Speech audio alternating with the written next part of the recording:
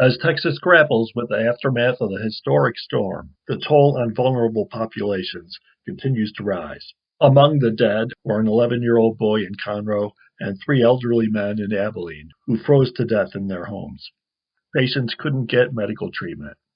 Half of dialysis centers, serving 54,000 patients, were affected by power outages and water issues, according to the Texas Kidney Foundation. Many need dialysis 3 times a week, or they face life-threatening potassium and fluid buildup issues.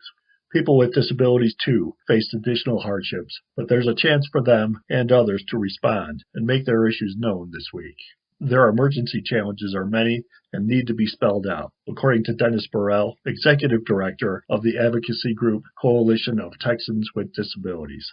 Issues where there's an interruption in power supply can be, of course, pretty dicey for people with disabilities right there. So that's something extra. The second thing I would say is there are a number of people, and I always speak about people with disabilities who live in the community. That's my focus, not really those who are institutionalized, but and the great majority of people with disabilities live in the community. A very small percentage are in an institution. But there are people out there in the community who rely on attendants or, basically caregivers that'll come to their home, provide them some supports. Sometimes it can be relatively light. Sometimes it can be very intensive, for people with, say, spinal cord injuries and other things. And there's a question about can those attendants actually get to their workplace, which is the homes, which are the homes of these individuals. So that was an issue right there. And I think this story is a good illumination. So this was an individual I did not know, had never been acquainted with, who somehow contacted my wife through passed along something, and it turned out that this was an individual who lived alone, had been without power for 48 hours, so it was cold, dark, and had a cell phone that was rapidly running out of any energy, any juice, and was rapidly running out of food. And once we determined that this person did not live too far away from us, we basically packed up some food and water and hiked on over. And so this lady this was 48 hours in, had big heavy coat on, but had spent a couple of cold, dark nights alone, and with, diminishing food supply, diminishing ability to contact anyone. Wasn't one of these folks who had a car parked out in the driveway that they could go out, get in, charge their phone, warm up, turn on the engine, warm up, not drive anywhere, but just use that as temporary warmth and charging. Didn't have that. Very icy area to get to her apartment, dangerous.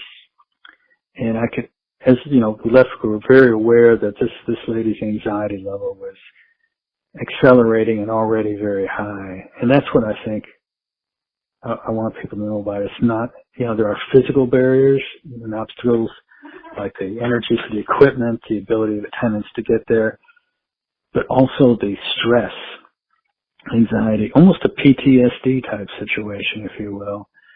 And this particular lady did not make it through the night. She ended up, EMS had to come and get her and take her to a hospital because she was just got so far, out of control. At least, and as her cell phone was dying, was able to get EMS to come and get her and take her to the hospital, which admitted her and treated her. This week, the Texas House Committees on Energy Resources and State Affairs and the Senate Committee on Business and Commerce are holding hearings on effects of the winter storm. You can tell lawmakers your personal story at txdisabilities.org/news-events/current-actions. That's txdisabilities.org/news-events/current-actions.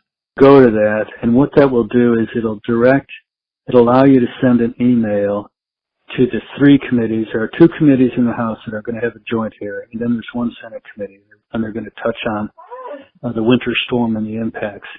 And you can go to that one site, and you can tell your story, and you hit the submit, and it'll go to all 3 of those committee clerks, which will distribute it to the committee members. Now, why is this important? There are people that are going to tell you that, yeah, they don't really listen. Well, no. Here's what happens when that happens. You may not get a personal phone call back. You may not get even an email acknowledgement. But those staffers that are staffing those committees are tracking this. And they're going to pass on, they're going to take a tally of these things. They're going to communicate that to the committee chairman. They'll probably take several examples of real life stories and stuff that happened to people. And that will become part of the record as they discuss these things. And that is valuable. Really valuable. So I will say to people, don't think this is a fruitless effort that nobody will listen to you. There will be people who will track this information. They will take account of your email and your story.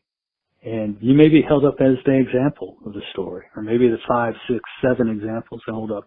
But at the very least, they're going to take a tally and say, you know what, committee members, legislators, we just got 250 individual stories of people with disabilities that had life-threatening experiences due to the failures of our grid. And that counts. And don't overlook the mental health impact of being alone, cold, unable to communicate.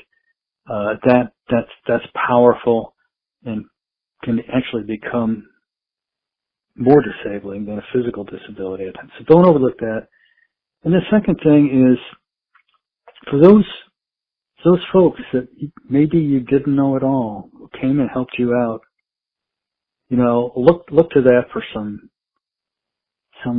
good feelings out of this, that there were people everywhere that helped out others that they never knew, that would, get food, take food out of their own homes and take it to their homes.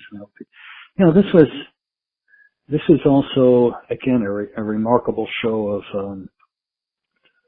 what the true Texas spirit can be.